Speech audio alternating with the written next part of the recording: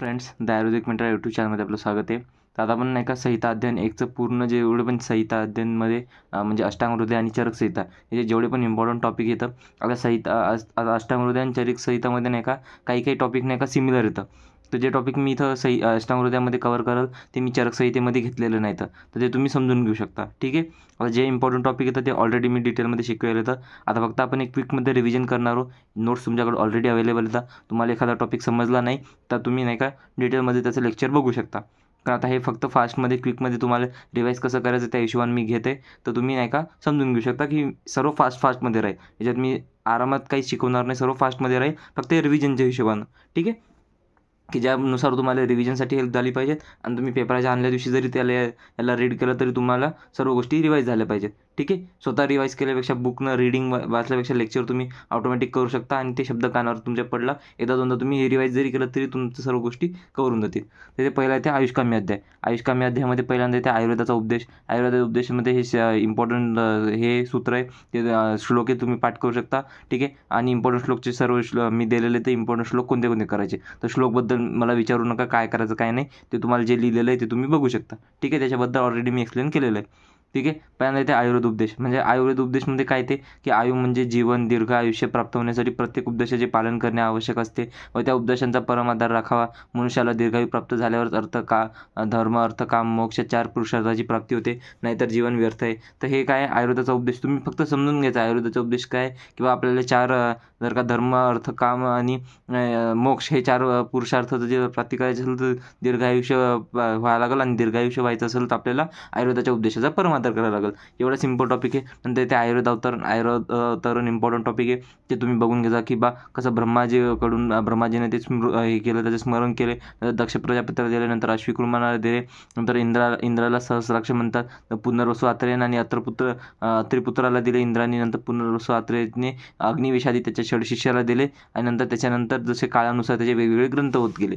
ठीक आहे. नंतर येते अष्टांग येते अष्टांग आयुर्वेद. हा इम्पॉर्टंट SAQ आहे. काय, बाल, ग्रह याच्यात नाही का आयुर्वेदाचे जे 8 अंग आहेत त्याची दिलेले आहेत. त्यामध्ये काय चिकित्सा येते, बाल चिकित्सा येते, ग्रह चिकित्सा येते, ऊर्ध्वांग चिकित्सा येते, शल्य चिकित्सा येते, दंष्टा चिकित्सा येते, जरा चिकित्सा येते आणि पुरुष चिकित्सा येते. ठीक आहे. ते तुम्ही डिटेलमध्ये बघू शकता की काय चिकित्सा म्हणजे काय, काय चिकित्सामध्ये काय असते, बाल चिकित्सामध्ये काय असते, ग्रह चिकित्सा, ऊर्ध्वांग, शल्य चिकित्सा, दंष्टा चिकित्सा, जरा चिकित्सा, हे तुम्ही डिटेलमध्ये रीड करू शकता.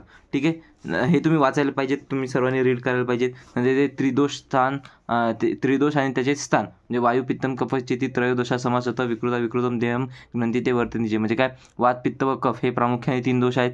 परंतु तरतम वृद्धी म्हणजे काय, तरतम म्हणजे काय वृद्धी, क्षय या भेदाने किती होतात त्याचे अनेक प्रकार पडतात.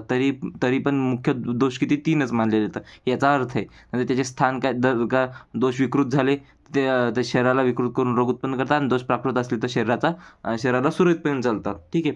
तर हे याचा अर्थ आहे. अर्थ लक्षात घेतला तर तुम्हाला समजून जाते. ठीक आहे. नंतर ते व्यापनापैकी वृन्नाभ्यवर अधोमध्यवर ऊर्ध्व संश्रय म्हणजे काय, सामान्यतः दोष सर्व शरीर व्याप्त असतात, सर्व दोषात जातात, परंतु त्याचे मुख्य स्थान काय, मुख्य स्थान 3 येतात. कोणते, नाभीच्या अधोभागात काय वायू, हृदय व नाभीच्या मध्यभागात पित्त आणि हृदयाच्या ऊर्ध्व भागात काय असते, कफाचे मुख्य स्थान राहते. ठीक आहे. त्यानंतर हा चार्ट येते. हा चार्ट सर्वात इम्पॉर्टंट आहे की त्रिदोष, वात, पित्त, कफ त्याचे स्थान दिलेले. तर नंतर वय कोणते, वृद्धावस्थेत वात असतो, नंतर तरुणावस्थेत पित्त दोष प्रधान असतो, नंतर बाल्यावस्थेत कोणता दोष प्रधान असतो, नंतर काळानुसार कोणता दोष प्रधान आहे, अन्नाच्या परिपाक काळानुसार कोणता दोष प्रधान आहे, ते तुम्ही रीड करून घ्याल. नंतर येते वात दोषाचे गुण इम्पॉर्टंट आहे. जसं की तत्र वृक्ष, लघु, शीत, खर, सूक्ष्म, चल, अनिल. म्हणजे काय वृक्ष, लघु, शीत, खर, सूक्ष्म व चल हे वात दोषाचे गुण येतात. हे तुम्ही एक्सप्लेन पण करू शकता. वृक्ष म्हणजे काय, वृक्षाचे सर्व डिटेलमध्ये तुम्हाला वात दोष डिटेलमध्ये कुठे येईल, क्रियाशारीरमध्ये येईल. म्हणून तुम्ही इथं रीड करून घेतलं तर तुमचं इथं श्लोक पाठ केले तर तुम्हाला नंतर समोर तुम्हाला इझी जाईल. नंतर येते पित्तम, सस्नेह, तीक्ष्ण, उष्ण, लघु, विश्रम, सरम, द्रव. काय किंचित स्निग्ध, तीक्ष्ण, उष्ण, लघु, विस्र, सर व द्रव हे कशाचे येतं, पित्तदोषाचे गुण येतं. कफदोषाचे काय गुण येतं, स्निग्ध, शीत, गुरु, मंद, श्लक्ष्ण, मृत्स्न, स्थिर, कफ. म्हणजे काय स्निग्ध, शीत, गुरु, मंद, श्लक्ष्ण, मृत्स्न, स्थिर हे काय कफदोषाचे गुण येतं. नंतर ते सप्तधातू, त्रिमल व दुष्य. म्हणजे हिच्या सप्तधातू कोणते येतं, रसास, मांस, मेदो, अस्थि, मज्जा, शुक्र आणि धातव हे काय तर सप्तधातू येतं. नंतर यालाच काय म्हणतात, सप्तदृश्य म्हणतात, 7 दृश्य म्हणतात. ठीक आहे. नंतर मलामध्ये किती मल येतात? 3 येतं. मूत्र, शकृत, स्वेदोदयोपी म्हणजे काय? तीन दृश्य येतात. कोणते कोणते? मल, मूत्र आणि पुरुष. ठीक आहे. रक्त हे सर्व माहिती आहे, 7 धातू येतं. आणि मूत्र, पुरुष आणि स्वेद हे काय तर 3 मल येतं. धातू व मल हे दृश्य येतं. हे काय करतात? शरीराला दूषित करतात म्हणून त्याला काय म्हणतात? दृश्य म्हणतात. अशी एकूण किती दृश्य येतं? अशी एकूण 10 दृश्य येतं. हे तुम्हाला इम्पॉर्टंट, हे तुम्हाला कामी पडते. ते सामान्य विशेष सिद्धांत खूप महत्त्वाचा आहे. तुम्हाला हा इथं जरी महत्त्वाचा नसला तरी तो तुम्हाला पदार्थ विज्ञानमध्ये तुम्हाला विचारला जातो.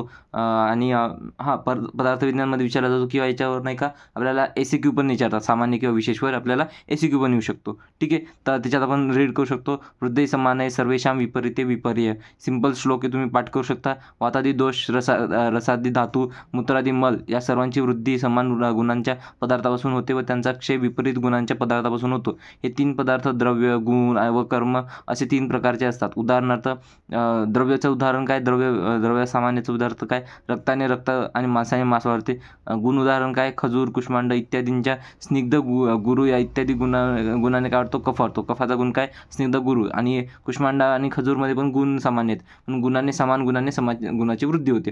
ठीक आहे. कर्म उदाहरण काय? धावणे, पोहणे इत्यादीने वायू वाढतो म्हणजे काय? वात वाढतो. त्याचप्रमाणे विपरीत द्रव्य, गुण व कर्मामुळे दोष, धातू व मल यांचा क्षय होतो. ठीक आहे. जसं या सर्व गोष्टींनी सामान्याची वृद्धी होते, तसंच विशेषाने ऱ्हास होतो. हे याचा अर्थ आहे. ठीक आहे. नंतर येते संसर्ग नेक्स्ट येते संसर्ग सन्निपात. संसर्ग आणि सन्निपात इम्पॉर्टंट टॉपिक आहे. हे म्हणजे तुम्हाला कसं माहिती आहे का? हे छोटे छोटे टर्म येतात, हे तुम्हाला नाही का महत्त्वाचे राहतात. तुम्हाला जर का पेपरामध्ये आले तर तुम्ही हे लिहू शकता. तर की वात, पित्त व कफ या 3 त्रिदोषांपैकी 2 दोषांचा क्षय किंवा प्रकोप वृद्ध झाल्यास त्या अवस्थेला संसर्ग म्हणतात. आणि त्रिदोषांचा क्षय किंवा प्रकोप झाल्यास त्याला काय म्हणतात? त्या अवस्थेला सन्निपात म्हणतात. ठीक आहे. नंतर ते द्रव्य, गुरुवादी शारीर गुण. आता तुम्ही गुण चॅप्टर, आपलं पूर्ण गुण चॅप्टर कशामध्ये? पदार्थ विज्ञानमध्ये पूर्ण गुण विज्ञान आहे. त्यामध्ये तुम्हाला हे शारीर गुण आणि शारीर गुणमध्ये सामान्य गुण, आध्यात्मिक, आदिभौतिक हे सर्व गुण वगैरे तुम्हाला दिसतात. गुणाचं सर्व वर्गीकरण आपल्याला तिथं आहे. तर हा श्लोक इम्पॉर्टंट आहे. हा श्लोक तुम्ही तिथं पण येईल तर इथंच पाठ करून टाका. ठीक आहे. द्रव्याचे काय? तर गुरु, मंद, हिम, स्निग्ध, श्लेष्ण, सांद्र, मृदू, स्थिर, सूक्ष्म, विषदे 10 गुण असतात. आणि या उलट म्हणजे या विपरीत काय? 10 गुण कोणते असतात?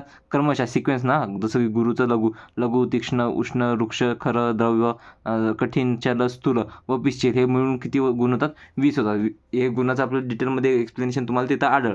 ठीक आहे. म्हणजे चिकित्सेचा चतुष्पाद इम्पॉर्टंट ACQ आहे. आता हा ACQ तुम्हाला नाही का चरक संहितेमध्ये पण आहे आणि अष्टांग हृदयमध्ये पण आहे. तर तुम्हाला कोणाच्या हिशोबानं विचारू, तुम्हाला याच हिशोबानं लिहायचं. ठीक आहे. आता इथं फक्त कन्सेप्ट आहे. याला पेपरमध्ये कसं प्रेझेंट करायचं आहे, जर मी ऑलरेडी पेपर प्रेझेंटेशन घेतलेलं आहे तर तिथं पेपर प्रेझेंटेशन बघा. आपण हे काय करत, इथून रिवाईज करत, इथून कंटेंट लक्षात ठेवायचा. आता तो कंटेंट प्रेझेंट कसा करायचा ते इच्छत नाही, म्हणून नाही का याच्यात कंटेंट जरी शॉर्ट असला तर त्याला प्रेझेंट कसं करायचं, त्याला व्यवस्थित आकार कसा द्यायचा, पेपरामध्ये कसं एक्सपेक्टेड लिहिणं, हे शॉर्ट नोट्स येतात. हे शॉर्ट नोट्स कशासाठी येतात? रिव्हिजनसाठी येतात. हे लेक्चर पण काय रिव्हिजनसाठी आहे, पण तुम्हाला व्यवस्थित त्याचं प्रेझेंटेशन कसं असलं पाहिजे, काय असलं पाहिजे, मी ऑलरेडी सर्व शिकवेले. तुम्हाला काही डाऊट असला तर तुम्ही तिथून बघू शकता. ठीक आहे. म्हणून परत डाऊट विचारू नका. तर ते विषयक द्रव्यानुपस्थिता रोगी पादचतुष्टयम चिकित्सितस्य निर्दिष्ट प्रत्येक चतुर्गुण म्हणजे काय? वैद्य, औषधी द्रव्य, परिचारक व रोगी हे जे आहे चिकित्सेचे 4 पाद आहेत. प्रत्येकामध्ये 4 गुण आवश्यक असले पाहिजे. जसं की वैद्याचे गुण, तसं दक्ष स्थिरार्थो, शास्त्रार्थो, दुष्टकर्मा, सुचिरभिषक म्हणजे काय? दक्ष म्हणजे कर्तव्य दक्ष, संपूर्ण शास्त्राचा अभ्यास केलेला. नंतर दुष्टकर्मा चिकित्सा विषयक स्वतः प्रात्यक्षिक ज्ञान प्राप्त केलेला. सूची म्हणजे काय? शरीर, मन व वाणीने पवित्र युक्त अशा चार गुणांनी युक्त कोण असला पाहिजे? परिचारक वैद्य असला पाहिजे. ठीक आहे. औषध किंवा द्रव्याचे गुण बहुकल्पम बहुगुणम संपन्नम योग्य औषध म्हणजे काय? बहुकल्पम म्हणजे चूर्ण, क्वाथ, गुटिका इत्यादी अनेक कल्पना व अनेक रूपाने देणारे असावे. बहुगुण म्हणजे काय? अनेक गुणांनी युक्त, उपकारी, विकार नाशक असावे. नंतर संपन्न म्हणजे काय? ताजे, शुद्ध, यथायोग्य परिपाक झालेले, कीड न लागलेले, दूषित नसणारे असावे. योग्य म्हणजे काय?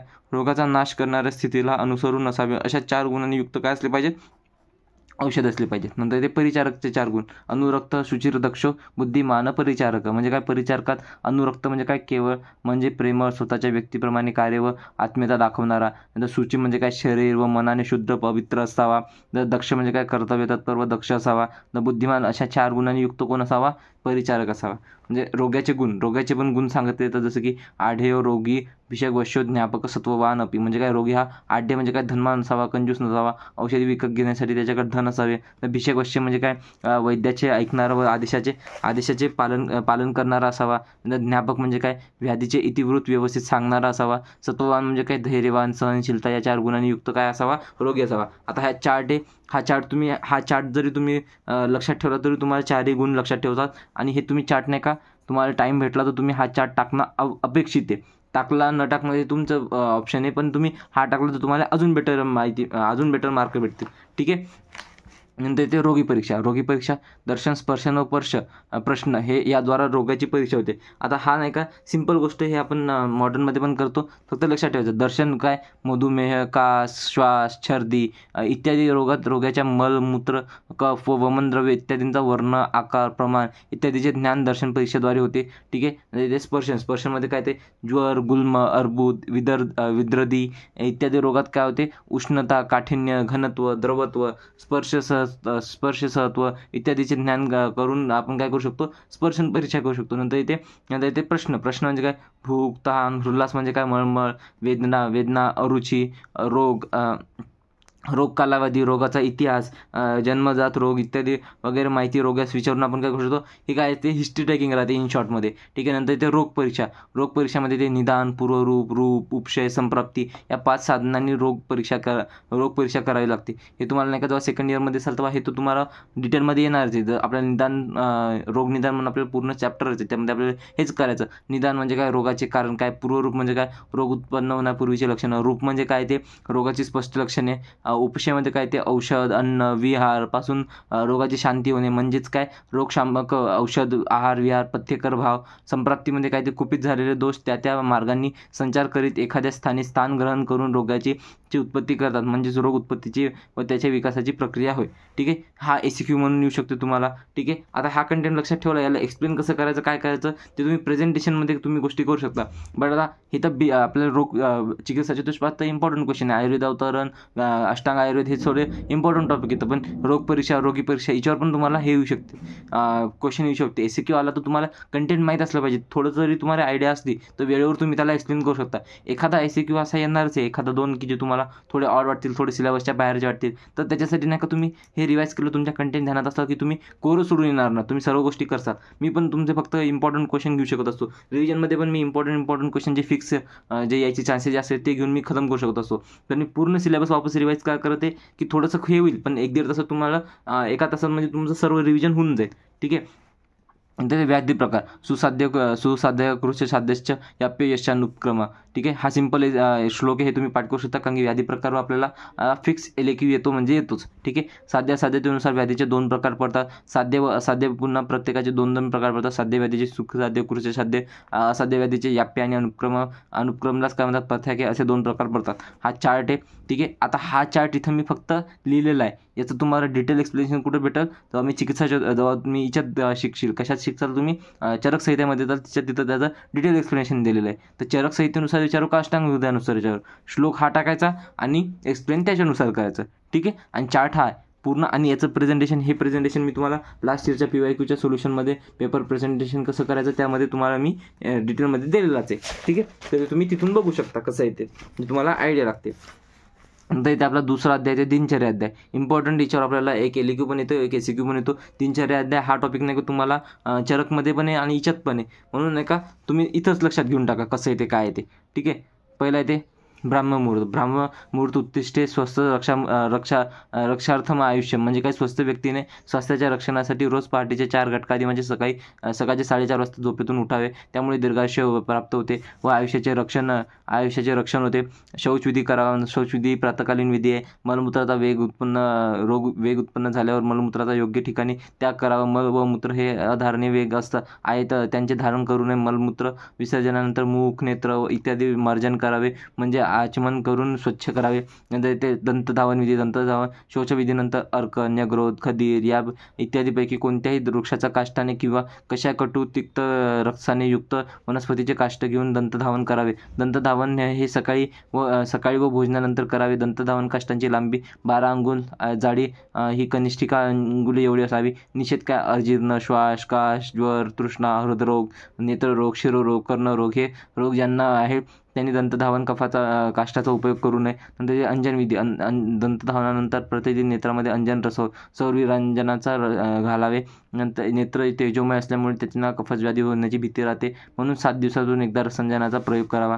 नंतर इथे नस्य, गंडूस, धूमपान, तांबूल सेवन. नस्य म्हणजे काय, नाकावाटे जे औषध दिले जाते त्याला नस्य म्हणतात. नाकामध्ये अणुतेलाचे नस्य घालावे, त्यामुळे त्वचेचा वर्ण चांगला राहतो. स्कंद उन्नत होतात, मुख स्वच्छ होते, स्वर मधुर होतो व शिरोरोगांचा नाश होतो. नंतर ते गंडूस, मुखात सहज हलविता येईल एवढ्या प्रमाणात कोमट जल किंवा स्नेह किंवा औषधांचा काढा, अर्क इत्यादी घेऊन तो मुखामध्ये हलवण्याच्या क्रियेला गंडूस म्हणतात. यामुळे ओठ फाटत नाहीत, दंतरोग व स्वरभेद होत नाही, मुखामध्ये लागवता येऊन मुखशुद्धी होते.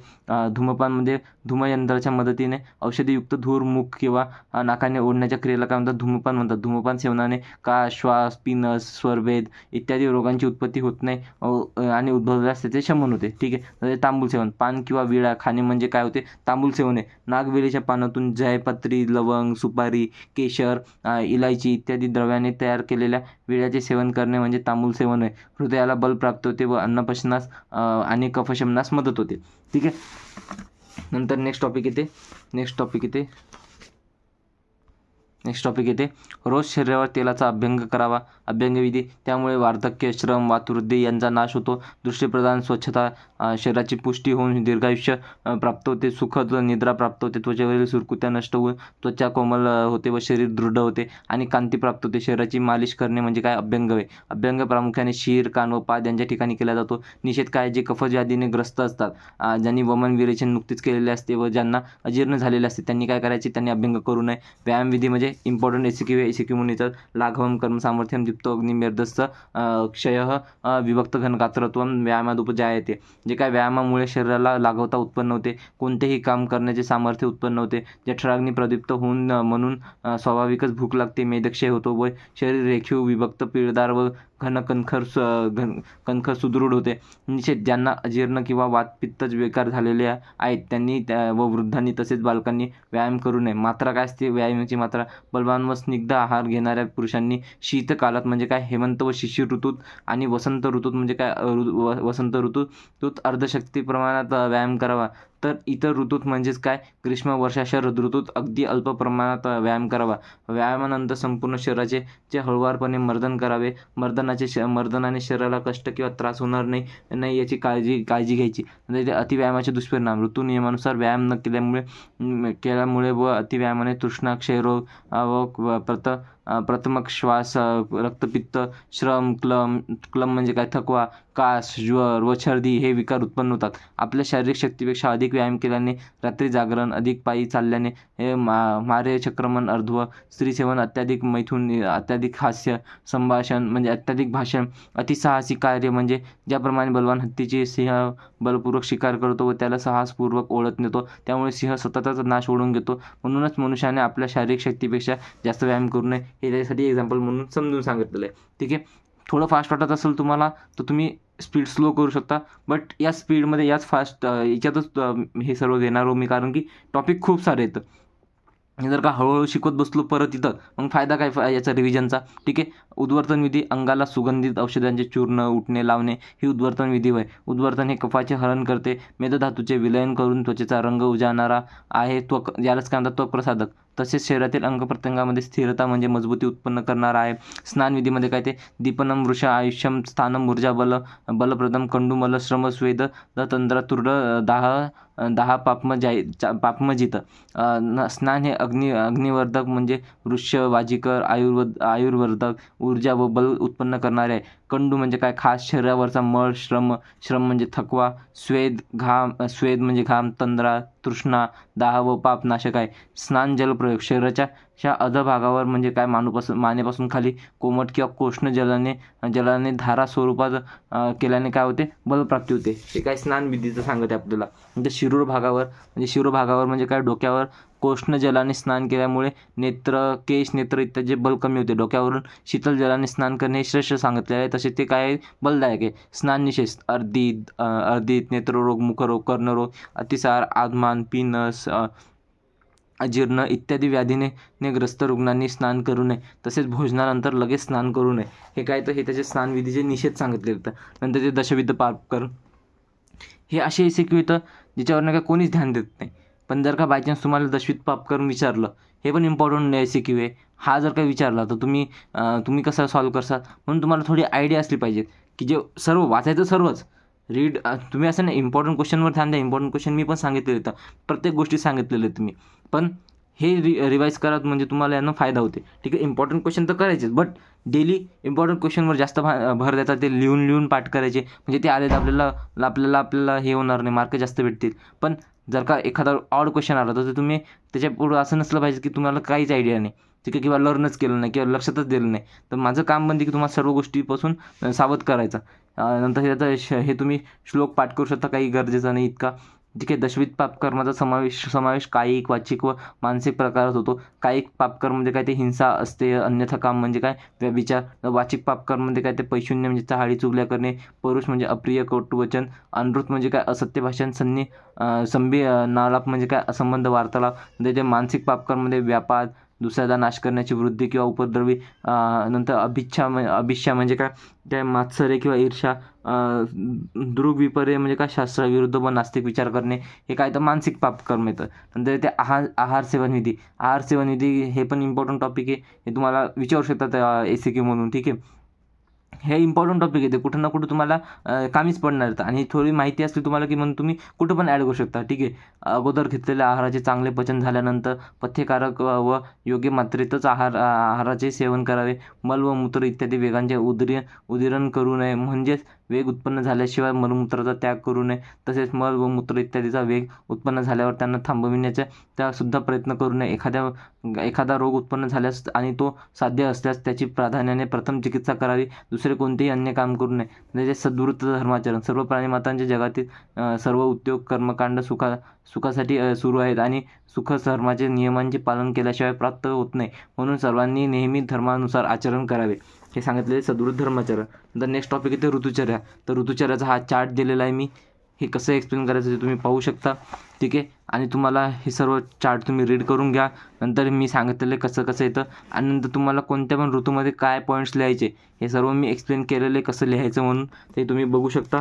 आणि तुम्हाला ऋतुचर्यामध्ये तुम्हाला काहीच फॉलो नाही करायचं. तुम्ही फक्त ज्या पद्धतीने मी सांगितलेलं आहे ते लिहायचं. हे सर्व पूर्ण ऋतूचे केव्हा कोणता ऋतू आहे आणि त्या ऋतूत काय काय येतं हे सर्व टॉपिक मी दिलेले आहेत. तर तुम्ही हे पाठ केलं आणि तुम्हाला काहीच करायचं काम नाही, एकदम पॅटर्ननुसार व्यवस्थित. आणि राहिला परिचय निष्कर्ष, यामुळे तुमचं नाही का प्रेझेंटेशन एकदम व्यवस्थित होईल. तर याच्यावर जास्त हे नाही, हे तर तुम्हाला मी ऑलरेडी शिकवलेलं हे सर्व वाचतातच, फक्त तुम्ही या पद्धतीने डिटेलमध्ये बघू शकता. फक्त नाही का हंसोदक काय, शरद ऋतूत दिवसा सूर्याच्या तप्त प्रखर किरणांनी व रात्री चंद्राच्या शीतल किरणांनी जल शीत झाल्यामुळे, तसेच अगस्त्य ताऱ्याच्या म्हणजे नक्षत्र उदय होऊन त्याचा प्रकाश पडून जल हे निर्विष होते. प्राचीन आचार्यांच्या मते अगस्त्य नक्षत्राच्या उदयाने पाण्यातील विष नाहीसे होते. हे केवळ शरद ऋतूतच घडते आणि त्या नक्षत्राच्या प्रभावाने जल हे निर्जंतुक होते, म्हणजेच ते जल निर्मल व शुद्ध होते. म्हणून त्या जलाला काय म्हणतात, हंसोदक म्हणतात. हंसोदक हे कफपित्ताचे शमन करते. हे मलरहित अत्यंत स्वच्छ शुद्ध असून वृक्ष व अभ्यसंधी नसते. नंतर हे जल पिण्यासाठी अमृत तुल्य व योग्य असते. हे थोडं टॉपिक तुम्हाला माहीत पाहिजे, हंसोदक म्हणजे काय. ठीक आहे, नंतर ऋतुसंधीमध्ये काय, ते सुरू झालेल्या ऋतूचा शेवटचा आठवडा व पुढे येणाऱ्या ऋतूचा पहिला आठवडा असा कालावधी म्हणजे ऋतुसंधी होय. जाणाऱ्या ऋतूचे शेवटचे 7 दिवस व पुढे येणाऱ्या ऋतूचे सुरुवातीचे 7 दिवस मिळून 14 दिवसाच्या कालावधीला काय म्हणतात, ऋतुसंधी म्हणतात. या काळात हळूहळू पूर्वीच्या ऋतू आहार विधीचा त्याग करून पुढे येणाऱ्या ऋतूच्या आहार विधीचा प्रारंभ करावा. पूर्वीचे आहार एकदम बंद करू नये किंवा पुढच्या ऋतूचा आहार एकदम सुरू करू नये. अचानक ऋतूबद्दल आहारविहार करू नये, अन्यथा रोग उत्पन्न होण्याची शक्यता जास्त असते. त्यामुळे असात्मक रोग उत्पन्न होतात. सातम्याच्या त्या अर्थ ज्याची आपल्या शरीराला सवय झालेली व ते शरीराच्या अनुकूल आहे. ठीक आहे, नंतर ते ऋतूनुसार आहाराचा बदल हा हळूहळू करावा लागतो आणि तो म्हणजे तरच तो आहार काय होतो, सात्म्य होतो. नंतर इथे रोगानुत्पादनी अध्याय, याच्यात धारणी अधारणी वेगे हे तुम्ही सर्व रीड करू शकता. याच्यात इम्पॉर्टंट LQ येतो आपल्याला, ते तुम्ही रीड करून घ्याल. याच्यात मी रीड करून काही वेगळं होणार नाही, ते तुम्ही रीड करू शकता. काही अडचण आली तर डिटेलमध्ये तुम्ही बघू शकता. नंतर इथे हे सर्व रोग येतात. नंतर धारणी वेग तुम्हाला चरकनुसार करायचं आहे. धारणी वेग चरकनुसार मी इन्क्लूड केलेलं आहे, तर तिथं तुम्ही करू शकता. ठीक आहे, तर हे चरकनुसार मी इन्क्लूड केलेलं इथं. इही लोकात म्हणजे या इथं जे श्लोक आहे ते श्लोक तुम्ही धारणे वेगचा त्याच्यानुसार करू शकता. ठीक आहे. इही लोकात म्हणजे संचार रूपी जगतात सुखाची इच्छा ठेवणाऱ्या मनुष्याने आपल्या इंद्रियावर ताबा मिळवून म्हणजे इंद्रिय दमन करून लोभ, ईर्ष्या, द्वेष, मत्सर, काम, विषयासक्ती इत्यादी वेगांचा निरोध करावा म्हणजे हा धारणे वेगाचा आवर घालावा. ज्याचं मी तुम्हाला नाही का सोल्युशनमध्ये पेपर सोल्युशनमध्ये सुद्धा मी तुम्हाला हे डिटेलमध्ये दिलं आहे, तुम्ही तिथं बघू शकता. नंतर इथे द्रवद्रव्य अध्याय, द्रवद्रव्य विज्ञानी अध्याय 5वा अध्याय येतं. ठीक आहे. इम्पॉर्टंट आहे, थोडंसं तुम्हाला याच्याबद्दल माहिती असली पाहिजे. ठीक आहे. सर्व स्नेहामध्ये म्हणजे काय, घृत, तेल, वसा व मज्जा या 24 स्नेहामध्ये घृत हे काय सर्वोत्तम आहे. आता हेच काय, हेच हेच तुमचे MCQचे टॉपिक येतं. तुम्ही नोट्स रेडी केल्यानं तुमचे आरामात तुमचे 10 ते 12 MCQ बरोबर होतात. तुम्ही नाही का नोट्सवर फोकस करा. ठीक आहे. घृत हे धी म्हणजे काय, बुद्धी, स्मृती, मेधा, अग्नी, बल, आयु, शुक्र, चक्षु, नेत्र इत्यादीवर हितकर असते. तसेच बाल व वृद्ध यांना आणि प्रजा, कांती, सौकुमारे व स्वर यांची इच्छा करणाऱ्या प्रजेसाठी हितदायी आहे. शतक्षीण म्हणजे काय, उरक्षत, परिसर्प, विसर्प, क्षत्रजन्य किंवा अग्निदग्ध व्रण इत्यादीसाठी. व्रण म्हणजे काय राहते, व्रण म्हणजे राहते घाव. ठीक आहे. व्रण इत्यादीसाठी ते थकलेल्या मनुष्यासाठी सुद्धा घृत हे काय फार उपयोगी असते, फार प्रशस्त असते. वात, पित्त, विष, उन्माद, शोध, अलक्ष्मी म्हणजे काय, दारिद्र्य, ज्वर इत्यादी व्याधींचा नाश करते काय, घृत. नंतर ते शास्त्रोक्त विधीने तयार केलेले घृत सर्वोत्तम असून ते शीत, पित्तशामक व उत्तम व्यवस्थापक आहे. नंतर ते अनेक रोगांवर कार्य करणारे असून घृत जेवढे जुने तेवढे उत्तम समजावे म्हणून याला काय म्हणतात, पुराण घृत. ठीक आहे. संस्कारानुवृत्ती असा विशेष गुणधर्म घृतामध्ये असतो. कोणता, संस्कारानुवृत्ती हे वरती हा विशेष गुणधर्म कसा असतो, घृतामध्ये असतो. तसेच ते योगवाही असून त्यात अनेक गुण असतात. ठीक आहे. तर नेक्स्ट टॉपिक येते तीळ गुणधर्म. याच्यातच येते 2 टॉपिक इम्पॉर्टंट आहे. तिळाचे गुणधर्म काय, तर तीळ तेलाचे गुणधर्म काय, तर उत्तम तेलापासून विविध प्रकारचे तेल काढण्यासाठी आवश्यक असणारे द्रव्य काढल्या. तीळ तेलात तीक्ष्ण, व्यवाथी, त्वकविकारक उत्पन्न करणारे, नेत्रामध्ये अहितकर, उष्ण व सूक्ष्म गुण असतात. या गुणांमध्ये हे तेल त्वचेत लवकर व्याप्त होते म्हणजेच जिरते, परंतु कफकारक नसते. म्हणून सर्व तेलामध्ये तीळ तेल हे सर्वोत्तम व श्रेष्ठ आणि प्रमुख आहे. तीळ तेल कृश म्हणजे काय, रोड असलेल्या व्यक्तीत स्थूल पुष्ट करते व स्थूल असलेल्या कृश करते. हे काय, तेलाचे हे तेल मलावरोधक असून कृमीनाशक गुणांचे आहे आणि वेगवेगळ्या औषधांनी संस्कार सिद्ध केल्यावर सर्व विकारांना दूर करण्याचे सामर्थ्य यात असते. हे काय, हे तीळ तेलाचे वृत्त. ठीक आहे. तीळ तेलाचे गुणधर्म हे तुम्ही बघू शकता. याच्यावर तुम्हाला MCQ पण विचारू शकतात. ठीक आहे. तर ते अन्न स्वरूप विज्ञानी अध्याय, यामध्ये कृतान्न किंवा पक्वान्न वर्ग येते. यालाच येवागो पण म्हणतात. येवागो म्हणून MCQ आपल्याला लास्ट इयरला विंटर 2023मध्ये आलेलं आहे. ते इम्पॉर्टंट आहे, हे तुम्हाला माहीत पाहिजे. किंवा तुम्हाला नाही का जे परिभाषामध्ये पण काही टॉपिक नाही का याच्यातल्या परिभाषामध्ये पण येतात. जसं कृतान्न वर्ग तुम्हाला तिथं परिभाषामध्ये पण येते. कशाच्या, संस्कृतच्या पेपर 2च्या. म्हणजे तुमचं सोबत तुम्ही बघू शकता की सोबत तुमच्या खूप गोष्टी प्रिपेअर होते. तुम्ही फक्त रीड करा. ठीक आहे. कृतान्न वर्ग मंड, पेया, विलेपी, ओदन हे यथापूर्व क्रमाने लघु आहेत. म्हणजेच काय, ओदनापेक्षा विलेपी लघु, विलेपीपेक्षा पेया लघु, पेयापेक्षा मंड लघु गुणात्मक आहे. मंड, पेया, विलेपी या तिघांना येवागो म्हणतात. कोणाला, मंड, पेया व विलेपी या तिघांना काय म्हणतात, येवागो असे म्हणतात. या तिघांमध्ये आणणारा महत्त्वाचा भेद असा आहे की घन पदार्थापेक्षा न्यूनाधिक प्रमाणानुसार याचे प्रकार दिसून येतात. जसं की मंड यास पेज म्हणतात. पेज यात भाताचे शिते मुळीच नसतात. तांदूळात भरपूर पाणी घालून तो भात शिजवल्यावर त्यातील पाणी काढतात. त्यालाच काय म्हणतात, मंड किंवा पेज किंवा कडण असे म्हणतात. पेया यातील सर्व मंडाप्रमाणेच पेज तयार करून त्यास थोडेसे घृत व लवण टाकून, परंतु यात थोडी भाताची शिते असतात. मंडापेक्षा हे थोडे घन स्वरूपाचे असते. नंतर इथे विलेपी काय, वरील पद्धतीनेच मंड पेयाप्रमाणे तयार करतात, परंतु यात अन्नाची शिते अधिक असतात. तसेच यात भरपूर घृत व लवण घालून तयार करतात. या पेयापेक्षा अधिक घन स्वरूपात असते. लापशी म्हणजे खीरप्रमाणे तयार करतात. विलेपीमध्ये शीताचा भाग अधिक असतो. नंतर ओदन म्हणजे तांदूळात पाणी टाकून होऊन शिजवलेला घन किंवा घट्ट पदार्थ म्हणजे भात होय. मंड किंवा पेजाचे गुण वातानुकूलन कर्म करणारी, पथ्यकारक आहे. तृष्णा, ग्लानी, थकवा, शेष दोषनाशक, वमनादी शोधनानंतर शिल्लक राहिलेले दोषनाशक करणारे, पाचन, घृत, धातू साम्यकर, स्रोतसांमध्ये मार्दता उत्पन्न करणे, स्वेदकारक, जठराग्नी प्रदीप्त करणारी, आरोग्य स्थापक करणारी आहे. ठीक आहे. हे काय तर मंडाचे गुण आहेत. पेयाचे गुण काय? पेय क्षुधा, तृष्णा, ग्लानी, दौर्बल्य, उदररोग व ज्वरनाशक असून मलाचे अनुलोपन करते. तसेच पथ्यकारक असून दीपन, पाचन, कर्म करणारी आहे. विलेपीचे गुण काय तर विलेपी म्हणजे लापशी ही ग्राही, हृदयाशीतकर, तृष्णानाशक, दीपनीय व पथ्यकर आहे. तसेच व्रणरोग, नेत्ररोग तसेच वमनादी पंचकर्माने शुद्धी झाल्यानंतर उत्पन्न झालेल्या दौर्बल्यात आणि स्नेहवान करणाऱ्या व्यक्तीस हितकर आहे. नंतर इथे ओदन गुण सुव्यवस्थित धुतलेल्या तांदळात शिजल्यावर अतिरिक्त पेजे काढलेला चांगला उष्णतेवर व्यवस्थित शिजवलेला भात पचायला हलका असतो. चित्रकादी औषधांच्या काढ्यात शिजवलेला भात किंवा भाजलेल्या तांदळाचा भात म्हणजे काय सोजी सुद्धा अधिकच लघु असतो. व्यवस्थित तांदूळ न धुता किंवा दूध मांस रसामध्ये शिजवलेला भात आणि वरील विधीत विपरीत केला असेल तर तो नक्कीच गुरु म्हणजे पचायला जड असतो. ठीक आहे.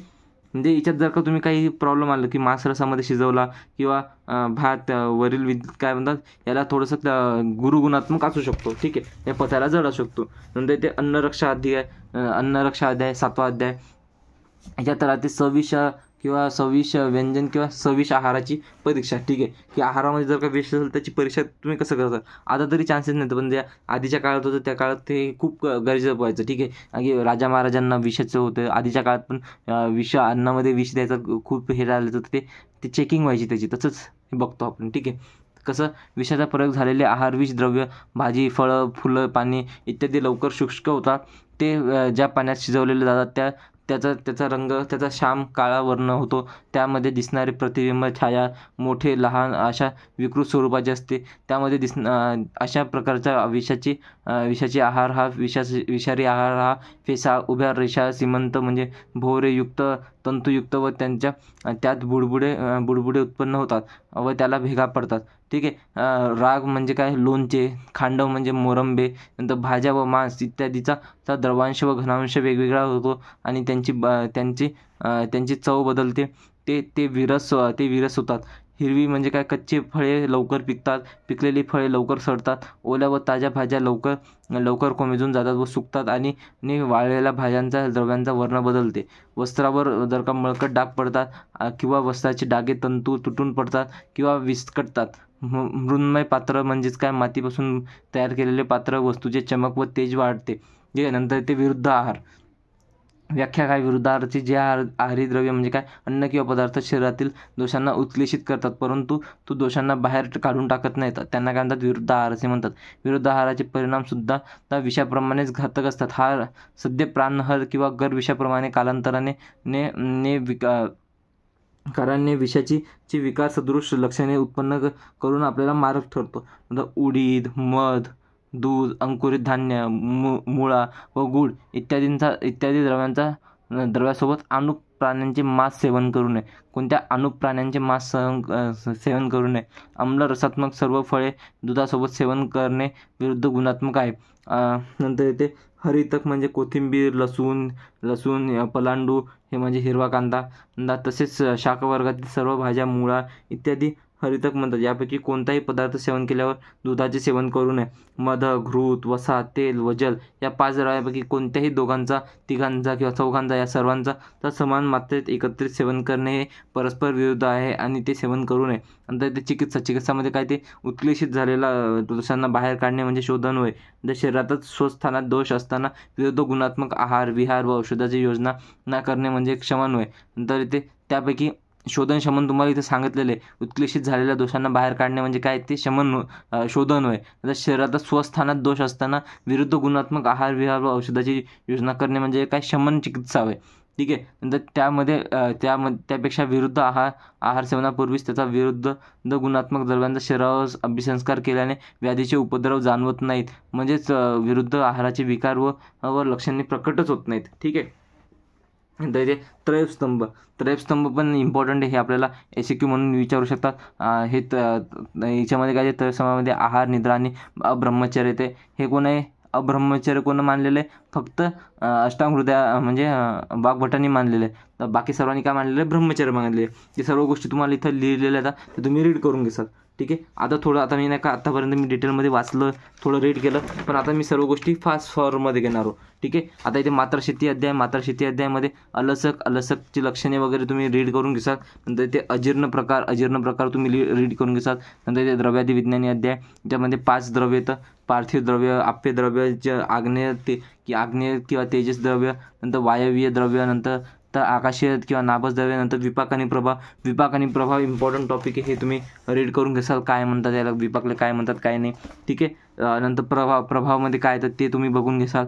आत्तापर्यंत मी सांगितलं, आता हे मी फास्टमध्ये करून घेतोय की तुम्ही बघा, तुम्ही चालू करा, तुमची भीती कमी व्हा. ठीक आहे. आता मी रीड केलं, ज्या पद्धतीने मी रीड केलं त्याच पद्धतीने तुम्हाला रीड करायचं. रीडिंग सर्वांना येते, रीडिंग सर्वांना माहिती कसं करतात, काय करतात. फक्त मी तुम्हाला जसं ज्या पद्धतीने सांगितलं त्याच पद्धतीने तुम्हाला डेली रिवाईज करायचं, डेली तुम्हाला सर्व गोष्टी करायच्या, फॉलो करायच्या. ठीक आहे. अकारण तुम्हाला लंबा व्हिडिओ देऊन मला काही फायदा नाही, मला काही भेटणार नाही आहे, मला काही हे नाही. तुम्ही फक्त नाही का कमी टायमिंगमध्ये मी काउंट करते, तुम्हाला फक्त एक अंदाज असला कसं रिवाईज करायचं. आपल्याला मार्ग नसतो, फक्त तर तुम्हाला रस्ता दिसला तुम्ही तुमचा अभ्यास करू शकता. ठीक आहे. मी फक्त हेल्प करते तुमच्या स्टडी मी येऊन का तुमच्यावरचं वाचणार नाही. नोट्स तुम्हाला ऑलरेडी प्रोव्हाइडेड येतात, त्याच्यावर लेक्चर प्रोव्हाइडेड येतं. मी 1 शॉटमध्ये देऊन मी काय करणार, असं नवीन काय करणार हो.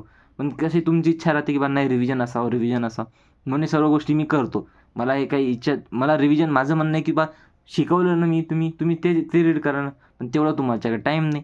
तुम्हाला टाईम तर द्यास लागणार आहे. तुम्हाला जर का स्टडी करायचा तर तुम्हाला टाईम द्यायला लागणार आहे. तुम्हाला नोट्स रिवाईज करणं आहे. तर आतापर्यंत मी फास्ट केलं, आता मी 5 मिनिटात सर्व गोष्टी खतम करणार आहो.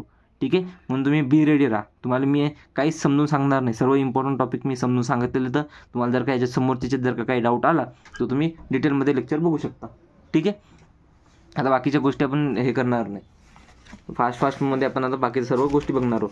तर आता हे झालं आपला 9वा अध्याय. नंतर ते 10वा अध्याय ते रसभेदी अध्याय. तर रसभेदी अध्याय म्हणजे कोणते पण आपल्याला रस विचारणार आहे, तर म्हणजे विचारणार आहेतच. ठीक आहे. तर सर्व रस आपण इम्पॉर्टंट रस कोणते तर काय तर त्याच्याबद्दल माहिती घेतलेली आहे, हे तुम्ही रीड करून घ्याल सर्व गोष्टी. नंतर ते षड्रसाचे त्याचे कार्य काय तर ते पण तुम्ही बघून घ्याल. या सर्व षड्रसाचे कार्य मी दिलेले तर ते नोट्समध्ये अवेलेबल आहे, ते तुम्ही रीड करू शकता. नंतर इथे 11वा अध्याय ते नंतर इथे दोषादी विज्ञानी अध्याय, त्याच्यामध्ये त्रिदोष, सप्तधातू, त्रिमल याचे कार्य तुम्हाला सगळ्याचे कार्य इम्पॉर्टंट येतं. हे कार्य तुम्हाला संहिता काय म्हणतात क्रिया शरीरमध्ये पण येणार येतं, तर म्हणून ते तिथं पण महत्त्वाचे, तर म्हणून तुम्ही ते रीड करा. ठीक आहे. म्हणजे सप्तधातूचे प्राकृत कार्य हे तर तुम्हाला LQ आलेला सुद्धा आहे याच्यामध्ये. कशामध्ये आपल्याला अष्टांग हृदयाच्या आपल्याला टॉपिकमध्ये हा LQ आलेला आहे. सप्तधातूचे प्राकृत कार्य, धातूची श्रेष्ठ कर्मे, आश्रयभाव आणि धातुवृद्धीची लक्षणे, तर ते मी डिटेलमध्ये तुम्हाला सोल्युशनमध्ये दिलेलं आहे कसं वाचायचं. ठीक आहे. नंतर ते त्रिमलाचे प्राकृत कार्य, तुम्हाला हे धातुमल हे सर्व जे गोष्टी आहेत ना, आता दोषादी विज्ञानी समोरचे जेवढे पण अध्याय आहेत ना, हे तुम्हाला इथं जेवढे इम्पॉर्टंट आहे तेवढंच तुम्हाला क्रियाशारीरमध्ये पण इम्पॉर्टंट येतं. तर तुम्ही तिथं पण पाठ करू शकता, हे श्लोक तुम्ही तिथं पण पाठ करू शकता. हे सर्व मी तुम्हाला सांगितलेलं आहे. हे तुम्ही बघू शकता. सर्व तुम्हाला नोट्समध्ये अवेलेबल आहे. तुम्हाला असं काही नाही, जे इम्पॉर्टंट आहे ते तेच इम्पॉर्टंट मी तुम्हाला नोट्समध्ये केलेलं आहे. बाकी कोणते टॉपिक करायला पाहिजेत तुम्ही ते मी तुम्हाला स्ट्रॅटेजीमध्ये सांगितलं, जर कोणते इम्पॉर्टंट टॉपिक येतं आणि कसं सब्जेक्टमध्ये पास करायचं त्यासाठी मी तुम्हाला 3 इयरचे ॲनालिसिस व्हिडिओ दिलेले आहेत. तिथं बघू शकता. तुम्हाला तरी जर का काही डाऊट आला मला विचारू शकता. हे सर्व मी फक्त दाखवते. ओज वगैरे, ओजक्षय काय आहे काय नाही हे तुम्ही सर्व रीड करणं अपेक्षित आहे. बरं रीड करा तुम्ही, 1-2 रीडिंग मिनिमम झालेच पाहिजे तुमच्या. जर दोषादी विज्ञानी अध्याय, दोषभेदी अध्याय, दोषभेदीमध्ये 10वी आतुर परीक्षा इम्पॉर्टंट आहे SQ म्हणून. नंतर दोषक्रम अध्यायामध्ये उपक्रम, यामध्ये दोषाचे उपक्रम येतं. हे उपक्रम मी तुम्हाला सांगितलेले येतं, तर ते उपक्रम तुम्ही बघून घेसाल काय येतं काय नाही. ठीक आहे. नंतर दोषाचं औषध सेवन काळ इम्पॉर्टंट आहे, हे तुम्हाला माहीत पाहिजेत. औषध सेवन काळ काय. ठीक आहे. औषध सेवन काळमध्ये 10 पद्धत मी सर्व सांगितलेलं आहे. नंतर येते चरकसंहिता. चरकसंहितामध्ये दीर्घजीवित अध्याय सर्वात इम्पॉर्टंट अध्याय. याच्यामध्ये त्रिसूत्र आयुर्वेद आहे, हे इम्पॉर्टंट टॉपिक आहे, याच्यावर तुम्हाला MCQ येऊ शकतो. ठीक आहे. नंतर येते सामान्य विशेष सिद्धांत. सर्वात महत्त्वाचा सामान्य विशेष सिद्धांत आहे, ते तुम्हाला इथं पाठ करून घ्यायचा म्हणजे घ्यायचं, कारण की हा तुम्हाला सामान्य विशेष सिद्धांत तसा पण मी पदार्थ विज्ञानमध्ये घेतलेलाच आहे, तुम्ही तिथं बघू शकता. ठीक आहे. नंतर येते कारण कार्यद्रव्य, ते पण तुम्हाला त्रिदंड, ते पण तुम्हाला तिथे येतेच. नंतर कारण कार्यद्रव्य, कारण व कार्यद्रव्य, हे पण तुम्हाला कारण डायरेक्ट तुम्हाला याच्यातच आहे, काय म्हणतात आपल्याला द्रव्य चॅप्टरच आहे, पूर्ण द्रव्य चॅप्टरमध्ये सर्व मी शिकलेलंच आहे. ठीक आहे. आकाश वायुभूत हे पूर्ण द्रव्य आपण द्रव्य याच्यात पूर्ण घेतलेलंच आहे. पंचमहाभूत, नंतर सत्व, आत्मा, मन, काल, दिशा, हे सर्व तुम्हाला तिथं आलेलंच आहे. समवाय हे पण तुम्हाला पदार्थ विज्ञानमध्ये. म्हणून तुम्ही अष्टांग हृदयावर फोकस केलं ना, तुमचा ऑटोमॅटिक क्रिया शारीर आणि पदार्थ विज्ञान होऊन जातात. भरपूर टॉपिक तुमचे कॉमन येतं. नंतर इथे इंद्रियोपक्रमणी अध्याय, हे तुम्हाला इंद्रिय पंचवाचक तिथं पण येते. खुळाक चतुष्पादी अध्याय, याच्यामध्ये रोग व आरोग्य लक्षण, इम्पॉर्टंट छोटासा टॉपिक आहे, वाचून रीड करून घ्यायचा. कसं म्हणजे तुम्हाला हे कशासाठी टॉपिक इन्क्लूड केलेलं तर इम्पॉर्टंट टॉपिक कोणते तर काय ते मी ऑलरेडी सांगितलेलं. तर हे टॉपिक कशासाठी तर आता जो व्याधी प्रकार मी तुम्हाला सांगितलं की कॉमन आहे. ठीक आहे. तर तिथं न केल्यापेक्षा इथं जर का केला तुम्ही, तर हे तुम्हाला व्यवस्थित राहील. आणि हे कसं प्रेझेंट करायचं याचं मी हे पण तुम्हाला नाही का सोल्युशनमध्ये मी दिलेलं आहे, की कसं एक्सप्लेन करायचं. याच्यामध्ये चरकसंहिता जास्त इम्पॉर्टंट काऊन नाही तर की प्रत्येक याच्यात तेच कॉमन सब्जेक्ट घेऊन काही फायदा नाही ना.